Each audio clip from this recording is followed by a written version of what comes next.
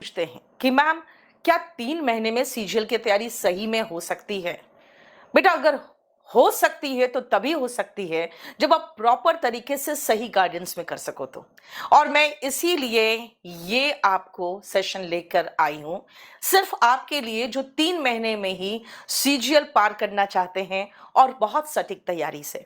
बेटा सबसे पहले याद रखिए कि इंग्लिश एक ऐसा सब्जेक्ट है जिसमें आपको स्पेसिफिकली जानना चाहिए कि रिक्वायरमेंट्स क्या क्या है। आप अगर पहला रिक्वायरमेंट देखोगे तो ग्रामर है, आपको अच्छी तरह से पता है।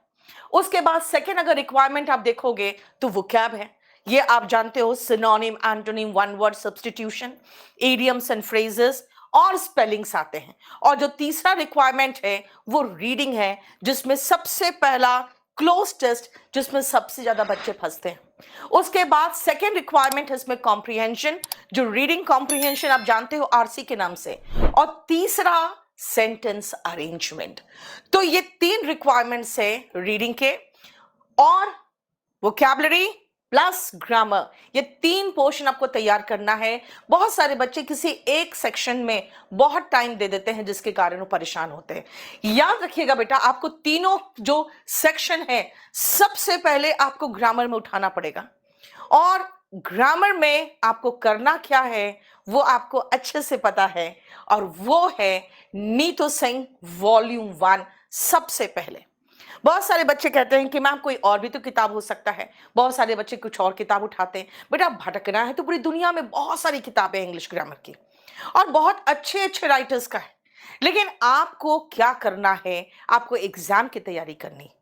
तो बेटा एग्जाम के क्वेश्चन के हिसाब से लिखा गया एकमात्र जो इंडिया में मैं कह सकती हूँ बुक है, वो है वॉल्यूम 1। और मैं नहीं कह रही हूं बेटा, आप कोई भी चैनल में जाके जहां पे टॉपर्स इंटरव्यू देते हैं ना, आप वहां पर देख लीजिए, वो सिर्फ एक ही किताब का नाम लेते हैं, नीतू सिंह वॉल्यूम 1, राइट। उसके बाद अगर आप कहोगे कि करना क्या है, कैसे पढ़ना है, मतलब नीतू सिंह वॉल्यूम 1 ठीक है, लेकिन पढ़ना कैसे है? बेटा याद रखना, जब आप पढ़ने पर जाओगे ना तो आपको सबसे पहले जितने चैप्टर्स हैं, noun, pronoun, adjective, adverb, conjunction, article, preposition, verb, tense, conditional sentence, question tag, subject, verb, agreement, सारे चैप्टर्स को केयरफुली पढ़ो। एक एक चैप्टर को बहुत तसल्ली से पढ़ो। एक दिन में आप चाहो तो एक चैप्टर पढ़ो आराम से, और उसके बाद उसके पीछे दिए गए जो क्वेश्चंस हैं उनको जरूर सॉल्व करो। और पता है क्वेश्चन सॉल्व करने में क्यों कह रही हूं? क्योंकि बेटा वो सारे क्वेश्चन पर आधारित ही चैप्टर्स लिखे गए हैं, वो प्रीवियस ईयर क्वेश्चंस ही हैं, और एसएससी के जो क्वेश्चंस होते हैं वो हर साल नहीं बदलते।